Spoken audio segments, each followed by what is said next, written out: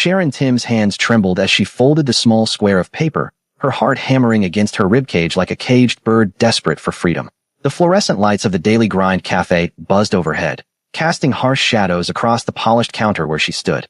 Her dark fingers pressed the note, flat one final time before she slipped it beneath the ceramic saucer of the Americano she'd just prepared.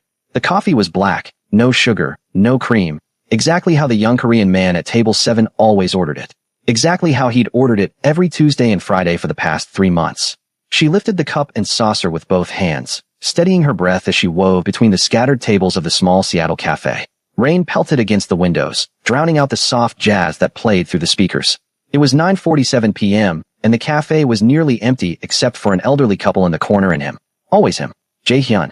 Sharon had learned his name 2 weeks ago when his credit card transaction failed, and he'd paid cash instead. The name on the declined card had read Jae-hyun Park, and something about the way his jaw had tightened when she'd seen it told her she shouldn't have looked. Shouldn't have remembered. But she did. She always did. It was both her greatest strength and her most dangerous weakness. "You're Americano," Sharon said softly, setting the cup down before him. Her Nigerian accent, usually melodic and warm, came out strangled and thin. Jae-hyun didn't look up from his laptop immediately. His fingers continued their rapid dance across the keyboard, the blue light washing over his angular features. He was young, maybe 28 or 29, with sharp cheekbones and eyes that held the kind of coldness Sharon had only seen once before, back in Lagos, in the eyes of men who made people disappear. His black hair was styled back, not a strand out of place despite the late hour. He wore an expensive charcoal suit that probably cost more than Sharon made in 3 months. "Thank you," he said, his voice smooth and accented, still not looking at her. Sharon's heart seized. This was it, the moment that would either save her life or end it. She turned to walk away, her worn sneakers squeaking slightly against the tiled floor. She'd made it 3 steps when she heard it, the soft scrape of ceramic against wood. He was reaching for the cup. Would he notice the note? Would he read it? Would he care? Behind the counter, Sharon busied herself with wiping down the espresso machine, but her eyes kept darting to the security mirror angled above the pastry display. In its curved reflection, she watched Jae-hyun lift the saucer, watched his hand pause, watched him pick up the folded paper with 2 fingers as if it might burn him. The seconds stretched into hours. Sharon's throat went dry. The elderly couple laughed about something, the sound jarring and out of place. The rain grew heavier, drumming an anxious rhythm against the glass. Jae-hyun unfolded the note. Sharon had written only 7 words, but those 7 words contained everything. Asterisk, they're coming for you. Tonight. Back exit. Asterisk. She watched in the mirror as his expression remained perfectly neutral, perfectly controlled. He read the note once, then again. Then he did something that made Sharon's blood run cold. He looked directly at the security mirror, directly at her reflection, and their eyes met. His were black, fathomless, and in them, Sharon saw recognition. Not of her face, but of her fear. He knew she knew something. And now he knew that she knew about the danger. The cafe door chimed, and 2 men walked in. Sharon's stomach dropped to her feet. They were white, both wearing dark jackets despite the summer rain, both moving with the predatory grace of men trained to hurt people. One had a tattoo creeping up his neck, serpentine and violent. The other had a scar bisecting his left eyebrow. They didn't look at the menu board. They didn't approach the counter. They scanned the room with professional efficiency, and when they spotted Jae-hyun, their bodies shifted almost imperceptibly, like wolves who'd caught the scent of prey. Sharon dropped the rag she'd been holding. The soft thud seemed to echo in her ears. Jae-hyun closed his laptop with a quiet click, his movements unhurried, as if he had all the time in the world. He slipped the note into his jacket pocket and stood, smoothing down his suit jacket with hands that didn't shake. Not even a little. "Excuse me," Jae-hyun said, his voice carrying across the cafe to the 2 men. "I need to use the restroom." The men exchanged glances. The one with the neck tattoo nodded toward the back hallway, a silent permission that made Sharon's skin crawl. They thought they had time. Thought they had him trapped. The restrooms were in the back, down a narrow hallway with no windows and only one exit, back into the cafe proper. It was a dead end. Or so they thought. Sharon's mouth went dry as Jae-hyun walked past her, heading toward the hallway. He didn't look at her, didn't acknowledge her presence. But as he passed, she caught the faintest scent of his cologne, something expensive and dark, mixed with the sharper smell of danger. Have you ever kept a secret that could get you killed? Drop a comment below and subscribe because this story is about to get insane. Hit that like button if you're already hooked. The 2 men waited exactly 30 seconds before one of them stood and followed Jae-hyun toward the restrooms. The other remained seated, positioned to watch both the front door and the hallway. They were professionals. This wasn't their first time. Sharon's hands gripped the edge of the counter so tightly her knuckles went ashen beneath her brown skin. Every instinct screamed at her to stay silent, to mind her business, to pretend she was just a barista serving coffee to strangers whose lives didn't concern her. That's what her mother would have told her. That's what any sane person would do. But sanity had abandoned Sharon the moment she'd overheard those two men talking in the alley behind the cafe 3 hours ago, when she'd taken out the trash and heard them planning to kill someone tonight. Someone Korean. Someone who frequented the daily grind. The elderly couple gathered their things, completely oblivious to the violence brewing in the air like a summer storm. They waved goodbye to Sharon, their wrinkled faces warm with the contentment of people whose biggest concern was whether they'd remember to record their favorite cooking show. Sharon lifted a shaking hand to wave back, her smile brittle as glass. "Have a good night," she managed, her accent thickening with stress. The door chimed as they left, and suddenly Sharon was alone with the man by the door, the one with the scarred eyebrow. He was scrolling through his phone, but Sharon could see the tension in his shoulders, the way his right hand rested inside his jacket. She'd grown up in Lagos, in neighborhoods where violence wasn't a possibility but a guarantee, and she knew what a man looked like when he was carrying a weapon. 45 seconds had passed since Jae-hyun entered the hallway. 60 seconds since the first man followed him. Sharon grabbed her phone from beneath the counter, her fingers hovering over the emergency call button. But what would she say? That she suspected something bad was about to happen? That a customer might be in danger based on a conversation she'd overheard in an alley? The Seattle police would think she was paranoid, another immigrant seeing threats where there were none. By the time they arrived, if they took her seriously at all, it would be over, one way or another. A crash echoed from the back hallway, followed by a muffled grunt of pain. The man with the scarred eyebrow shot to his feet, his phone clattering to the table. His hand emerged from his jacket, gripping a matte black handgun that seemed to swallow the light. Sharon's breath caught in her throat, a scream building behind her teeth that she couldn't release. If she screamed, he might shoot her just to keep her quiet. "Don't move," he said, his voice flat and Midwestern. He pointed the gun at her as he backed toward the hallway. "Don't touch that phone. Don't do anything stupid." Sharon's hands shot up, her phone still clutched in her right palm. "Please," she whispered. "Please, I don't know anything. I'm just working. I have a daughter." She didn't have a daughter. She didn't have anyone in this country except her cousin in Portland and a handful of fellow Nigerian immigrants she'd met at church. But men like this, men with guns and cold eyes, sometimes they responded to the image of children. Sometimes the idea of making an orphan gave them pause. "Then stay quiet and you'll see her again," he said, already moving down the hallway, the gun now pointed away from her. The moment he disappeared around the corner, Sharon's survival instinct kicked into overdrive. She couldn't call the police, couldn't save Jae-hyun, couldn't save anyone, but she could run. She could grab her purse from the back office, slip out the front door, and disappear into the rainy Seattle night. She could pretend she'd never worked tonight, never seen anything, never written that note. But her feet didn't move toward the door. Instead, they carried her toward the back hallway, toward the sounds of struggle that had gone eerily quiet. What was she doing? This was insanity. This was how people died, sticking their noses into business that would get them killed. Sharon reached the corner where the hallway branched, one direction leading to the restrooms, the other to the back exit that opened into the alley. The back exit she'd mentioned in her note. The same alley where she'd heard the men planning their attack. She pressed herself against the wall, her breathing so loud in her ears she was certain everyone could hear it. Voices drifted from around the corner, tense and angry. "Where is he?" The scarred man's voice, tight with fury. "I don't know. He was right here." The other man, the one with the neck tattoo, sounded panicked. "He went into the bathroom. I followed him in, and he was gone. Just fucking gone. There's no window in there. It's too small. No one could fit through it." Then where the hell is he? Sharon's mind raced. Jae-hyun had escaped. Somehow, impossibly, he'd gotten past them.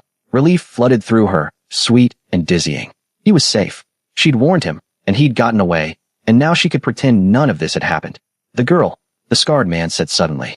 "The barista. She might know something." Sharon's relief evaporated, replaced by pure, liquid terror. Her muscles locked. She couldn't breathe, couldn't think. They were coming for her. They were going to ask her questions, and when she couldn't answer, when they realized she'd helped Jae-hyun escape, they were going to kill her. Footsteps, coming closer. Heavy boots against tile. Sharon turned to run, but before she could take a single step, a hand clamped over her mouth from behind, yanking her backward into the darkness of the storage room. She tried to scream, tried to fight, but the hand was iron, unyielding, and a voice whispered in her ear, low and accented and somehow familiar. "Don't move. Jae-hyun, what would you do if a stranger dragged you into darkness while armed men hunted you both?" Comment below and smash that subscribe button because this is just the beginning. Sharon's body went rigid against Jae-hyun's chest, her heart pounding so violently she thought her ribs might crack. His hand remained firmly over her mouth, his other arm wrapped around her waist, holding her in place with a strength that told her struggling would be pointless. She could feel the hardness of something metallic pressed against her lower back. A gun, and the realization that she was trapped between three armed men made her knees weak. The storage room was cramped and dark, smelling of coffee beans and cardboard. Through the crack in the door, Sharon could see shadows moving in the hallway, the two men searching, their footsteps growing louder. She was just here, the scarred man growled. Find her. Jae-hyun's breath was warm against Sharon's ear, controlled and steady despite the chaos. His body was coiled like a spring, ready to explode into violence at any moment. Sharon could feel it in the way his muscles tensed, in the calculated stillness that came before a strike. She'd seen men like this in Lagos, soldiers and criminals who'd learned to turn their bodies into weapons. If I remove my hand, will you stay quiet? Jae-hyun whispered, his lips barely moving. Sharon nodded frantically, tears streaming down her face. She wanted to scream that this wasn't her fight, that she was just a barista trying to survive in a foreign country, that she'd come to America for safety, not to be caught in whatever deadly game these men were playing. But she knew screaming would only get her killed faster. Jae-hyun slowly lifted his hand from her mouth, though his arm remained around her waist. Sharon sucked in a shaky breath, tasting fear and coffee on her tongue. Why did you warn me? He asked, his voice barely audible over the sound of the men ransacking the cafe outside. I heard them, Sharon whispered back, her accent thick with terror. Earlier tonight, in the alley, they were talking about killing someone. A Korean man who comes here regularly. I didn't know what else to do. A crash echoed from the cafe as something fell and shattered. The men were destroying the place, looking for any sign of where they'd gone. Sharon thought of the security cameras, the footage that would show her passing Jae-hyun the note. If those men found it, they'd know she'd helped him. They'd hunt her down.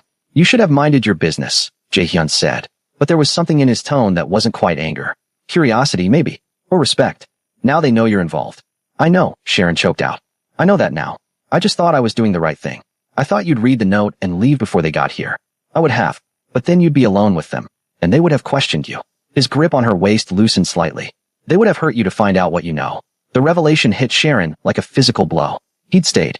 Jae-hyun had stayed in the cafe knowing assassins were coming for him, because leaving would have put her in danger. What kind of man did that? What kind of criminal? Because that's what he had to be, valued a stranger's life over his own safety. We need to move, Jae-hyun said, his tone shifting to something harder, more commanding. In approximately 30 seconds, they're going to check this storage room. When they do, I need you to do exactly what I say. No questions. No hesitation. Your life depends on it. Sharon's whole body trembled. What are you going to do? Whatever I have to. He released her and moved to the door, pressing his eye to the crack. In the dim light filtering through, Sharon could see his profile, the sharp angles of his face set in concentration. He was younger than she'd thought, mid-20s perhaps, but his eyes held the weariness of someone who'd lived a dozen lifetimes of violence. Are you going to kill them? Sharon asked, her voice cracking. Does it matter? Yes, it matters to me. Jae-hyun turned to look at her, and even in the darkness, Sharon could see the coldness in his gaze, the absolute zero of a man who'd made peace with terrible necessities. Then pray I don't have to. Footsteps approached the storage room door. Sharon's breath stopped entirely. She could see the door handle beginning to turn, could see Jae-hyun's hand moving to the gun at his back, could see her entire life narrowing to this single moment where everything could end. The door flew open. Jae-hyun moved like lightning. He grabbed the man with the neck tattoo by the wrist, twisting it with a sickening crack that made Sharon bite down on her scream. The gun the man had been holding clattered to the floor. Jae-hyun spun him around, using his body as a shield as the scarred man appeared in the doorway, his weapon raised. Don't move, the scarred man shouted, or I'll shoot through him. No, you won't, Jae-hyun said calmly, his arm locked around the tattooed man's throat. He's your partner. You've worked together for years. You won't risk killing him. The scarred man's jaw clenched. You don't know that. I know everything about you, Marcus Webb. Former Army Ranger, dishonorably discharged in 2019 for selling weapons to a cartel in Tijuana. You have a daughter in Phoenix named Emma. She's 7. You send her money every month. Jae-hyun's voice was utterly devoid of emotion, reciting facts like he was reading a grocery list. And I know your partner there, Travis Chun, is your wife's brother. Family. You won't kill family. Marcus's face went pale. How do you know all that? Because knowing things is how I stay alive. Jae-hyun's eyes flicked to Sharon, still pressed against the back wall of the storage room. Put the gun down, Marcus. Walk away. Forget you ever came here. Tell whoever sent you that I was already gone when you arrived. Would you trust a stranger who knows everything about your enemies?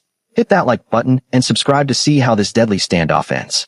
Marcus didn't lower his gun. His hand remained steady, the barrel pointed directly at his partner's head, at Jae-hyun behind him, weighing the mathematics of murder against loyalty.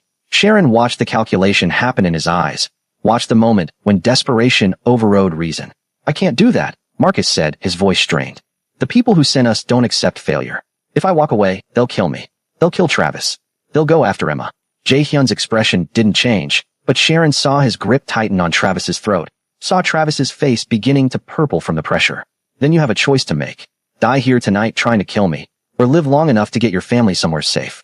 There's nowhere safe from them, Marcus said, but his gun hand wavered, dropping an inch. There is from me. Jae-hyun's voice dropped to something deadly and quiet, something that made the temperature in the small storage room plummet. I can make the people who sent you disappear.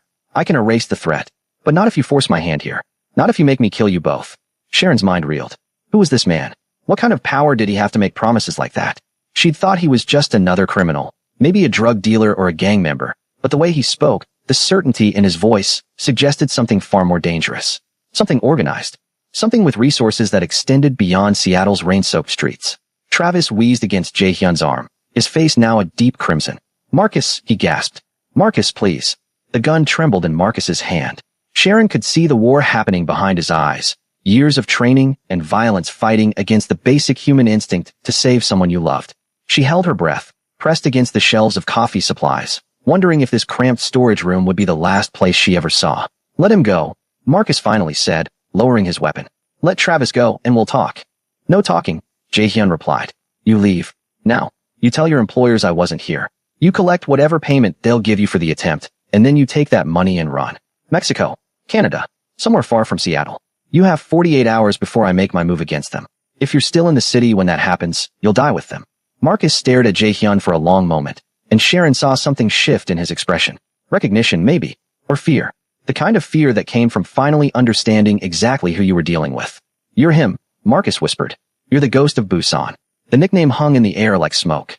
Sharon didn't know what it meant, but she felt its weight, felt the way Jae-hyun's body went perfectly still at the words. I don't know what you're talking about, Jae-hyun said evenly. Yes, you do. Marcus's face had gone ashen. Jesus Christ, they sent us after you without telling us who you really were. They sent us to die. They did, Jae-hyun agreed. But I'm giving you a chance they wouldn't. Take it. Marcus nodded slowly, carefully setting his gun on the floor and kicking it across the storage room toward Jae-hyun. Okay, we're leaving. Just let Travis go. Jae-hyun released his hold, and Travis collapsed to his knees, gasping and coughing, his hands clutching his bruised throat. Marcus moved forward, helping his brother-in-law to his feet, his eyes never leaving Jae-hyun's face. Who do we tell them sent us running? Marcus asked. Tell them the truth. Tell them the ghost killed you, but you came back to deliver the message. Jae-hyun's smile was cold and sharp as a knife's edge. Tell them Seoul sends its regards. The two men stumbled out of the storage room, Marcus half-carrying Travis, moving with the desperate speed of people who'd just glimpsed their own deaths and been granted an unexpected reprieve. Sharon listened to their footsteps retreating through the cafe, heard the chime of the front door, heard the rain swallow their escape into the Seattle night. Silence fell over the storage room like a burial shroud. Sharon's legs finally gave out, and she slid down the wall to sit on the cold floor, her entire body shaking with aftershocks of adrenaline. She'd just witnessed something impossible, something that made no sense in the safe, ordinary world she tried to build for herself in America. Men with guns. Assassins. And Jae-hyun, this young Korean man who drank Americanos and worked on his laptop, who apparently had a reputation terrifying enough to send trained killers running. Who are you? Sharon asked, her voice small and broken. Jae-hyun picked up Marcus's discarded gun, checking the magazine with practiced efficiency before tucking it into his waistband. Someone you should forget you ever met. That's not an answer. It's the only answer that keeps you alive. He turned to face her, and in the dim light, Sharon could see something almost like regret in his expression. You saved my life tonight. That note gave me time to prepare, to position myself. Without it, they would have caught me off guard, and I'd be dead. And now? Sharon asked. What happens now? Now you go home. You tell no one what happened here tonight. Not the police. Not your friends. No one. Jae-hyun crouched down to her level, his dark eyes searching her face. Can you do that? Sharon thought about her studio apartment in Capitol Hill, about her job at the cafe that probably wouldn't survive the damage Marcus and Travis had caused while searching for them. She thought about her mother back in Lagos who called every Sunday asking when Sharon would visit, who had no idea her daughter had just been caught in the crossfire of something deadly and foreign. I don't have a choice, do I? Sharon said bitterly. Everyone has a choice. Jae-hyun stood, extending his hand to help her up. But some choices are easier to live with than others. Have you ever helped someone and immediately regretted it? Drop a comment and subscribe because Sharon's night is far from over. Sharon took his hand, his grip firm and surprisingly warm. He pulled her to her feet with effortless strength, and for a moment they stood face to face in the cramped storage room. Two people from different worlds bound together by violence and circumstance. Sharon pulled her hand away quickly, wrapping her arms around herself. "I need to call my manager," she said, her voice shaking. "The cafe is destroyed. The cameras caught everything. I can't just disappear." "The cameras are already handled," Jae-hyun said, pulling out his phone. He tapped the screen a few times, then turned it to show her. The cafe's security feed displayed on his screen, but it showed nothing but static for the past hour. "No footage exists of tonight. No evidence you were ever involved." Sharon's blood ran cold. "How did you do that?" "I have resources." He pocketed the phone. "Your manager will find the cafe damaged in the morning. A break-in, random vandalism. These things happen in cities. You weren't working tonight. You called in sick. That's the story. But I was scheduled. Other people knew I was here. Your schedule was changed 3 hours ago in the system. You received a text from your manager approving your sick day." Jae-hyun's expression remained neutral, businesslike, as if he were discussing coffee orders instead of erasing evidence of attempted murder. "Check your phone." With trembling fingers, Sharon pulled her phone from her apron pocket. There, in her messages, was a text thread she didn't remember having. Her manager's name, a message from Sharon claiming she felt ill, a response granting her the night off. The timestamps were perfect. The language matched how she usually texted. It was impossible, and yet there it was, digital proof of a reality that hadn't existed an hour ago. "This is insane," Sharon whispered. "You can't just rewrite what happened." "I didn't rewrite anything. I simply created a better version of events. One where a hardworking Nigerian immigrant wasn't in the wrong place at the wrong time." Jae-hyun moved toward the storage room door, checking the hallway before gesturing for her to follow. "One where you go home, sleep, and wake up tomorrow to find out your workplace was vandalized. You'll be upset, concerned, but safe." Sharon didn't move. "And what about you? Those men called you the ghost of Busan. They were terrified of you. What does that mean?" Jae-hyun's jaw tightened, the first crack in his carefully maintained composure. "It means I've done things that earn me a reputation. Things I'm not proud of but won't apologize for." "Are you a killer?" The question hung between them, heavy and sharp. Jae-hyun turned to face her fully, and Sharon saw something flicker in his eyes, something that might have been pain or might have been nothing at all. "I'm a survivor," he said quietly. "In my world, those two things are often the same." "Your world," Sharon repeated. "The Korean Mafia. That's what this is about, isn't it? That's why those men came for you." "It's more complicated than that." "Then uncomplicated," Sharon demanded, surprised by the strength in her own voice. "You owe me that much. I risked my life to warn you. I deserve to know why." Jae-hyun studied her for a long moment, his expression unreadable. Then, unexpectedly, he nodded. "You're right.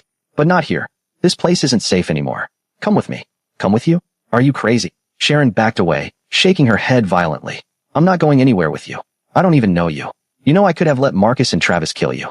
I could have used you as a distraction and escaped. But I didn't." His voice softened, just slightly. "I protected you. And I'm asking you to trust me for one more hour. Let me explain everything. Let me make sure you're truly safe. Then you can walk away and forget this ever happened." Sharon's mind raced through her options. She could refuse, could run out into the rainy Seattle night, and pretend none of this had occurred. But Jae-hyun had already demonstrated a terrifying level of control over technology, over information. If he wanted to find her, he would. And beyond that, beyond the fear and the logic, Sharon felt something else. Curiosity. The same curiosity that had made her eavesdrop on the assassins in the alley, that had compelled her to write that warning note. Her mother's voice echoed in her head, a warning delivered 1,000 times throughout her childhood in Lagos. Asterisk curiosity is what gets girls killed, Sharon. Mind your business and live long. Asterisk. But Sharon had never been good at minding her business. 1 hour, she said finally. You explain everything. You prove to me I'm safe, and then I never see you again. Deal. Jae-hyun extended his hand. Sharon hesitated, then shook it. His grip was firm, professional, and she noticed for the first time that his hands were scarred, crisscrossed with thin white lines that spoke of violence endured and survived. They left through the back exit, the same door Sharon had mentioned in her note. The alley was dark and wet, the rain having slowed to a steady drizzle that misted the air. A black sedan waited at the far end, its engine running, its windows tinted so dark Sharon couldn't see inside. "That's your car?" she asked. "One of them." Jae-hyun walked toward it with confident strides, clearly expecting her to follow. Sharon's feet remained planted. Every instinct screamed at her to run. Getting into that car meant crossing a line she couldn't uncross, entering a world she'd spent her entire life trying to avoid. But she'd already crossed that line when she'd written the note. Already entered that world the moment she'd decided to save a stranger's life. The back door of the sedan opened, and a man stepped out. He was older than Jae-hyun, maybe 40, with graying hair and a face that looked like it had been carved from stone. He wore a dark suit and an expression of barely controlled fury. "Sir," he said in Korean accented English, his eyes flicking to Sharon with undisguised hostility. "Who is this woman? Would you get in that car?" Comment below and smash that like button because Sharon's about to enter a world she never knew existed. Jae-hyun replied in rapid Korean, his tone sharp and authoritative. The older man's expression shifted from fury to shock, his eyes widening as he looked at Sharon with new understanding. He bowed his head slightly, a gesture of acknowledgement that seemed grudging and uncomfortable. "My apologies," the older man said to Sharon, his English heavily accented. "Please, get in the car." Sharon's feet still wouldn't move. "What did you tell him?" "That you saved my life," Jae-hyun said simply. "In my organization, that creates a debt. A sacred one. I don't want to be owed anything by your organization." Too late. Jae-hyun's expression was almost sympathetic. "The debt exists whether you want it or not. Now please, we're exposed out here. Get in the car." Against every particle of common sense she possessed, Sharon walked toward the sedan. The older man held the door open for her, his face still etched with suspicion. She slid into the back seat, the leather cool and expensive beneath her. Jae-hyun climbed in beside her, and the older man took the passenger seat. A driver she hadn't noticed before, young and stone-faced, pulled away from the alley without a word. The car's interior smelled of leather and something else, something sharp and medicinal. Sharon noticed a first aid kit on the floor, its contents scattered as if recently used. There was blood on one of the gauze pads, fresh and red. "You're hurt," Sharon said, noticing for the first time the way Jae-hyun held his left side stiffly. "It's nothing," he replied, but she saw him wince as the car turned a corner. "Marcus or Travis got you before I saw you in the storage room." "Travis had a knife. I was careless." Jae-hyun's tone suggested that carelessness was a cardinal sin in his world. "He managed one cut before I disarmed him." The older man in the front seat barked something in Korean, angry and sharp. Jae-hyun responded in kind, and suddenly the car filled with a heated argument Sharon couldn't understand. She caught her own name mentioned several times, and the word ghost, and something that sounded like Hyung-nim, which she vaguely remembered meant older brother in Korean dramas. "English," Jae-hyun finally snapped. "We have a guest." The older man turned to glare at Sharon over the seat. "A guest who should not exist. A witness who complicates everything. We should never have come to this city. I told you Seattle was too exposed, too American, too dangerous for someone with your profile. And I told you, Min-jae, that hiding in Korea wasn't an option," Jae-hyun replied coldly. "The families wanted me dead there. At least here, I had a chance to rebuild." "Rebuild what? You're 26 years old. You should be in graduate school, dating, living a normal life. Instead, you're running an operation in a foreign country, drinking coffee in public like you don't have a target on your back." Min-jae's voice cracked with something that sounded like genuine pain. "Your father would be ashamed." "My father is dead because he trusted the wrong people," Jae-hyun said flatly. "I won't make his mistakes." The car fell silent except for the rhythmic swish of windshield wipers. Sharon sat frozen, her mind trying to process what she was hearing. Families. Operations. A dead father. This wasn't just organized crime. This was something generational, something that ran in bloodlines and ended in graves. "Where are you taking me?" Sharon asked, hating how small her voice sounded. "Somewhere safe," Jae-hyun said. "Somewhere we can talk without interruption." The sedan wound through Seattle streets, moving away from the cafe, away from Sharon's neighborhood. Rain pelted the windows, turning the city lights into smeared watercolors. They drove for 15 minutes, 20, heading toward the industrial district near the waterfront. Sharon's anxiety spiked with every mile. "I want to go home," she said. "You can't. Not yet." Jae-hyun's voice was gentle but firm.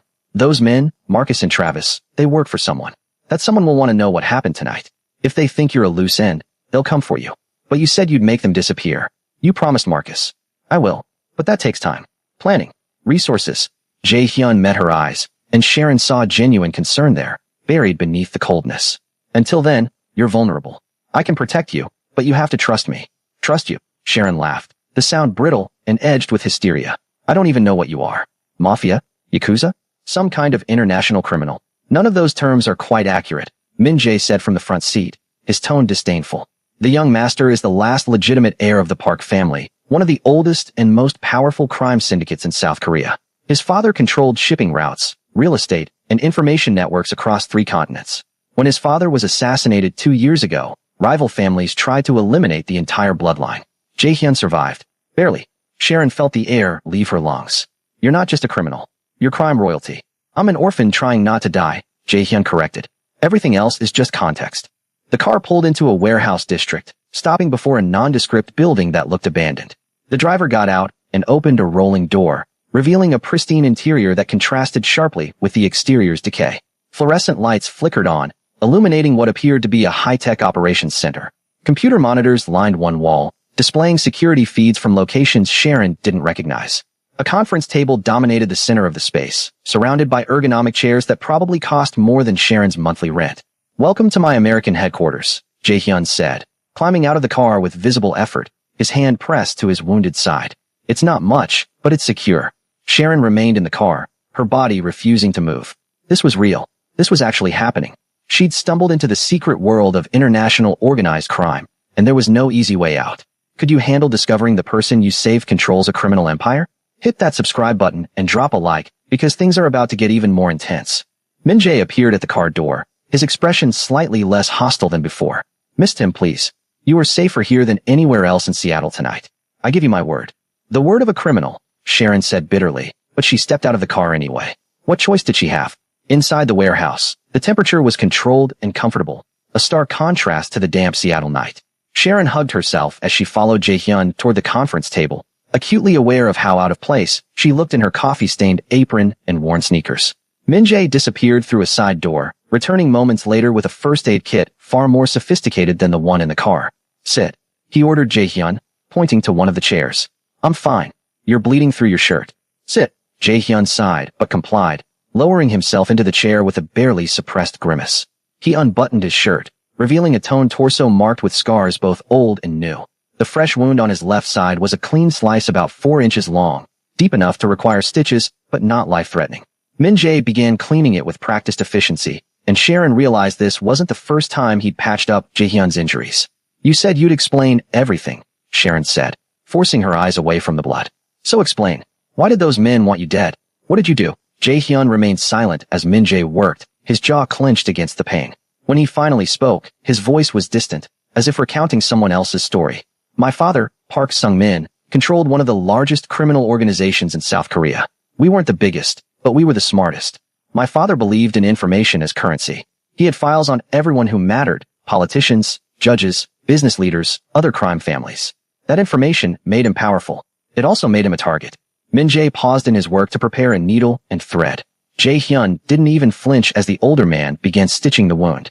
2 years ago, 3 rival families formed an alliance, Jae-hyun continued. They wanted my father's network, his files, his resources. They offered him a partnership. He refused. So they killed him, walked into his office in broad daylight and shot him 6 times. Sharon's hand flew to her mouth. "Oh God, I was supposed to die with him. I was in that office. But my father, he knew something was wrong. He'd been acting strange for weeks, paranoid, checking over his shoulder. When they came through the door, he pushed me behind his desk, shielded me with his body." Jae-hyun's voice cracked, just slightly. "I survived because my father died slowly enough to give me a 10-second head start." The warehouse fell silent except for the sound of thread pulling through flesh. Min-jae's hands moved with mechanical precision, but Sharon could see moisture in his eyes. "The families thought they'd won," Jae-hyun said. "They divided my father's territory among themselves, absorbed his businesses, celebrated their victory. But they never found the files. My father had encrypted everything, hidden it where only I could access it. That information became my insurance policy, my weapon." "The ghost of Busan," Sharon whispered, connecting the pieces. "You used your father's files to fight back. I used them to survive. Every family member who came for me found their darkest secrets exposed. Politicians who protected my enemies suddenly faced corruption charges with detailed evidence. Business deals collapsed when financial crimes came to light. I didn't kill anyone directly at first. I just made their worlds burn around them." Jae-hyun's smile was cold and terrible. "They called me a ghost because I was never there when it happened. I was just a voice in the darkness, destroying lives from the shadows." "But that wasn't enough," Min-jae added, finishing the stitches and reaching for bandages. "The families kept coming. So the young master had to evolve his tactics." Sharon didn't want to ask, but she had to know. "How many people have you killed?" Jae-hyun met her eyes directly, unflinchingly. 17. All of them armed. All of them trying to kill me first. I don't murder innocent people, Sharon. I'm not a monster. I'm just someone who refuses to die quietly. 17 lives, Sharon breathed.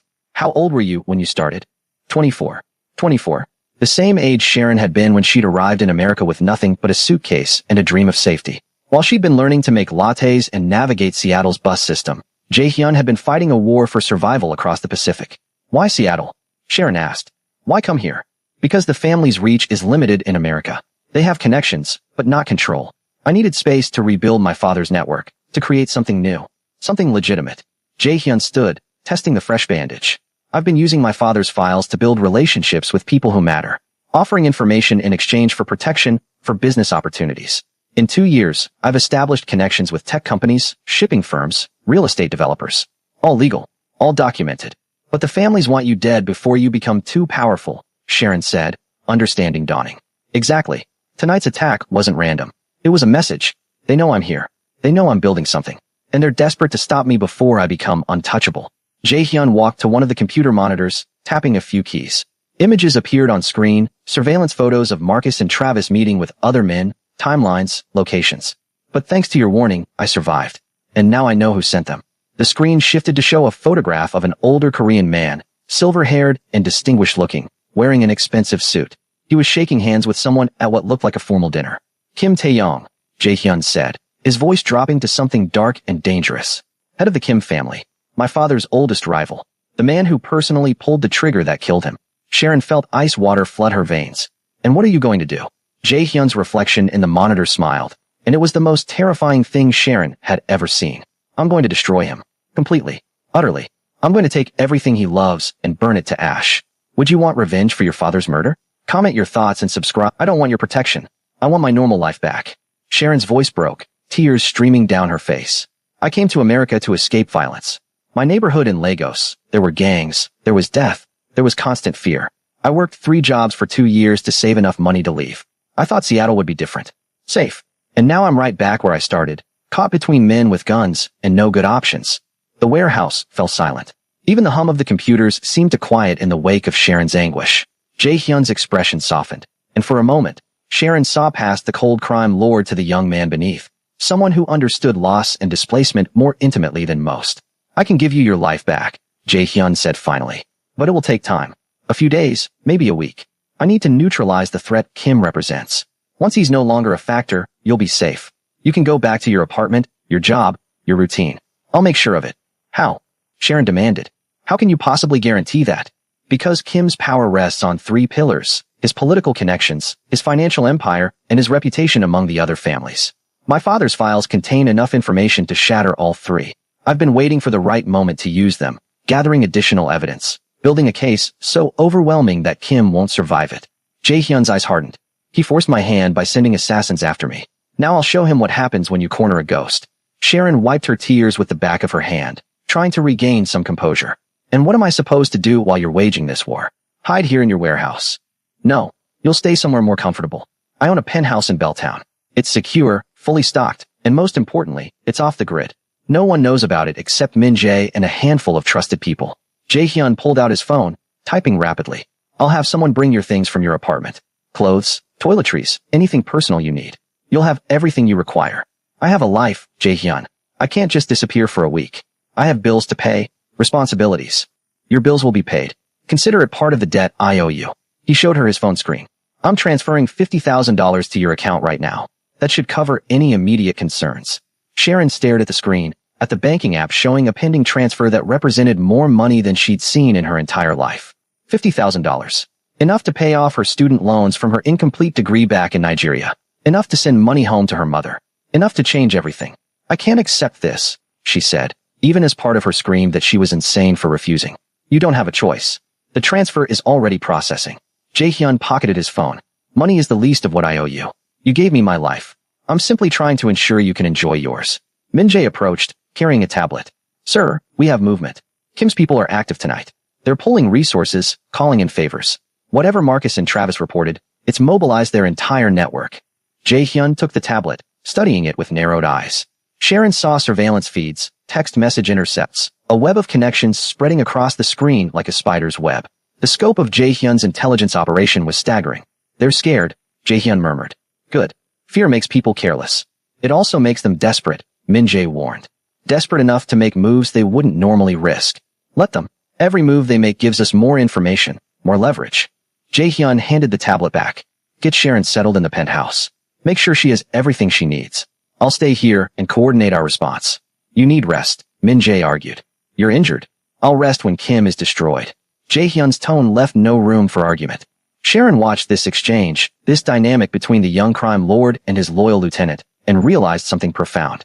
Jae-hyun wasn't just fighting for revenge. He was fighting for the right to exist, to build something beyond the violence that had consumed his father. In that way, he wasn't so different from her. They were both immigrants in their own way, both trying to create new lives from the ashes of old traumas. I'll go to the penthouse, Sharon said quietly. But I have conditions. Jae-hyun raised an eyebrow. You're not exactly in a position to negotiate. Neither are you. You said you owe me a debt. Then honor it by respecting my terms. Sharon straightened her shoulders, channeling every ounce of strength her mother had instilled in her. First, I want daily updates on what's happening. No more being kept in the dark. Second, when this is over, I walk away completely. No future favors, no obligations, no connections to your world. And third, I want your word that no innocent people will be hurt in whatever you're planning against Kim. Would you negotiate with a crime lord, or just do what you're told? Drop a comment and smash that like button, because Sharon's about to see how deep this rabbit hole goes. Jae-hyun studied her for a long moment, and Sharon held his gaze despite the fear coursing through her veins. She'd backed down from men before, let them intimidate her, control her, dictate her choices. Not anymore. Not tonight. If she was going to be dragged into this nightmare, she'd at least maintain some dignity, some agency over her own fate. You have courage, Jae-hyun finally said, a hint of respect coloring his words. Most people in your position would simply comply, too terrified to make demands. But you're different. You see the leverage you have. The leverage of being the person who saved your life, Sharon replied. You said that debt was sacred. Prove it. Min-jae looked like he wanted to object, his jaw working silently, but Jae-hyun held up a hand to silence him. Your first condition, I accept. You'll receive daily updates on our operations against Kim, but understand that some information will be redacted for your own safety. The less you know about certain specifics, the better protected you are if anyone questions you. Sharon nodded. That was fair. Your second condition, I also accept. When Kim is neutralized, you walk away. Clean break. No obligations. I'll even ensure any digital trace of your involvement tonight is permanently erased. Jae-hyun's expression darkened slightly. But know this. Walking away doesn't mean you'll forget. You'll carry what you've seen tonight for the rest of your life. That weight never goes away. I'll manage, Sharon said, though his words sent a chill down her spine. He was right. She'd never unsee the violence in that storage room, never unhear the fear in Marcus's voice when he recognized the ghost of Busan. Your third condition is the most complicated, Jae-hyun continued, beginning to pace slowly despite his injury. I can promise that I won't deliberately target innocent people. My war is with Kim and those who chose to stand with him. But collateral damage in this world is sometimes unavoidable. People who work for Kim, who facilitate his operations, they're not all innocent. Some are as guilty as he is. I'm not asking you to spare the guilty, Sharon clarified. I'm asking you not to become the monster you're fighting. Don't hurt people who have no choice, who are just trying to survive like everyone else. Jae-hyun stopped pacing and turned to face her fully. I give you my word. No innocents will be deliberately harmed. If someone dies in this conflict, it will be because they chose violence first. He extended his hand. Do we have an agreement? Sharon looked at his outstretched hand, at the scars that marked his knuckles, at the blood still staining the cuff of his shirt. This handshake would bind her to him in ways she couldn't fully comprehend, tie her fate to his war for the next week. But she'd already crossed the point of no return when she'd slipped him that note. Might as well own it. She took his hand. We have an agreement. His grip was firm, warm, and somehow reassuring despite everything. For just a moment, Sharon felt a flicker of something she couldn't quite name. Not attraction, exactly, but recognition. Two survivors recognizing each other across the vast distance of their different worlds. Min-jae cleared his throat loudly. If we're done with negotiations, we should move. The penthouse is 20 minutes away, and I'd prefer to get Miss Tim secured before Kim's people start actively searching for her. Agreed. Jae-hyun released Sharon's hand and turned to one of the computer monitors. I'll send you the security codes for the penthouse. The refrigerator is stocked, the Wi-Fi password is taped to the router, and there's a panic button in every room. Press it, and armed security will arrive within 3 minutes. Armed security, Sharon repeated numbly. Right. Because that's a normal thing to have. In my world it is. Jae-hyun's smile was slight and sad. Welcome to the life I never wanted but can't escape. Min-jae guided Sharon back to the sedan, his demeanor now professionally courteous rather than hostile. As they drove through Seattle's rain-slicked streets, Sharon stared out the window at the city she'd thought she knew. Every lit window represented a life, a story, people going about their normal evenings with no idea that beneath the surface, wars were being fought and empires were crumbling. You care about him, Sharon said suddenly, breaking the silence. Min-jae's eyes flicked to her in the rearview mirror. Excuse me. Jae-hyun, you care about him like he's your own son. The older man's jaw tightened. I was his father's closest friend. We grew up together in Busan, survived the same streets, built the Park family's empire side by side. When Sungmin died, I swore I would protect his son with my life. But Jae-hyun makes that very difficult. Because he takes risks. Because he thinks he's invincible. The ghost of Busan, they call him. But ghosts can be exorcised, missed him. And I fear one day someone will find the right ritual. Min-jae's voice was thick with emotion. He's brilliant, ruthless when necessary. But he's also 26 years old and carrying the weight of an entire legacy. That kind of pressure breaks people. Sharon thought about Jae-hyun's eyes, about the exhaustion she'd glimpsed beneath the cold control. He's already breaking, isn't he? We all are, Min-jae said quietly. The question is whether we break before or after we finish what we started. The penthouse was in a gleaming high-rise in Belltown, all glass and steel and obscene wealth. Min-jae escorted Sharon through a private elevator that required both a key card and a fingerprint scan. The doors opened directly into the penthouse, revealing a space that looked like something from an architectural magazine. Floor-to-ceiling windows offered a panoramic view of Elliott Bay and the Seattle skyline. Modern furniture in blacks and grays filled the open-concept living area. Everything was sleek, expensive, and utterly impersonal. The master bedroom is through there, Min-jae said, pointing. Guest room's down that hall. Kitchen is fully stocked. If you need anything, there's a phone on the counter with direct lines to security and to Jae-hyun. Sharon walked to the windows, pressing her palm against the cool glass. From up here, Seattle looked beautiful and peaceful, the rain transforming the city into a watercolor painting. She could see the cafe from here, a tiny dot of light in the distance. Had it really been only 3 hours since she'd slipped Jae-hyun that note? It felt like a lifetime ago. Missed him, Min-jae said from behind her. I misjudged you earlier. I thought you were a complication, a liability. But Jae-hyun is right. You have courage. And courage is a rare commodity in this world. Courage or stupidity, Sharon said, her reflection staring back at her from the glass. I'm not sure there's much difference. There is. Stupid people don't negotiate with crime lords. They just comply. Min-jae moved toward the elevator. Get some rest. Tomorrow, things will move quickly. Kim will respond to tonight's failure, and Jae-hyun will counter. You'll want your strength for what's coming. Min-jae, Sharon called as he reached the elevator. Will he win? Against Kim? The older man was silent for a long moment. I don't know, but I know he'll die trying. And that's what terrifies me most. The elevator doors closed, leaving Sharon alone in the penthouse. She sank onto the leather couch, finally allowing herself to fully process everything that had happened. She'd saved a stranger's life, discovered he was a crime lord, been threatened by assassins, made a deal with the devil, and now she was hiding in a luxury penthouse while a war erupted around her. Her phone buzzed. A text from an unknown number. Thank you for everything. Sleep well. You're safe now. JH. Sharon stared at the message, at those simple words that carried so much weight. Safe. She wasn't safe. She'd never been less safe in her life. But somehow, knowing Jae-hyun was out there, protecting her as fiercely as he fought his enemies, made the fear a little more bearable. She typed a response. Don't get yourself killed. I didn't save your life just so you could throw it away.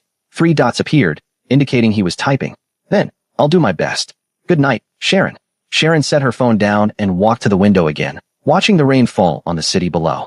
Tomorrow, Kim would make his move. Jae-hyun would counter. And Sharon would be caught in the middle of a war she never wanted but could no longer escape. But tonight, for just a few hours, she would rest. She would let herself feel safe in this glass tower, protected by a ghost who'd learned to haunt the living. And that's where Sharon's night ends. But her nightmare is just beginning. Did this story keep you on the edge of your seat? Then smash that like button, drop a comment telling us what you think Sharon should do next, and subscribe to our channel for more intense, jaw-dropping stories. Hit that notification bell so you never miss when we drop the next part. Will Sharon survive the war between Jae-hyun and Kim? Will the ghost of Busan finally get his revenge? Thanks for watching, and remember, sometimes the most dangerous thing you can do is try to help a stranger. See you in the next one.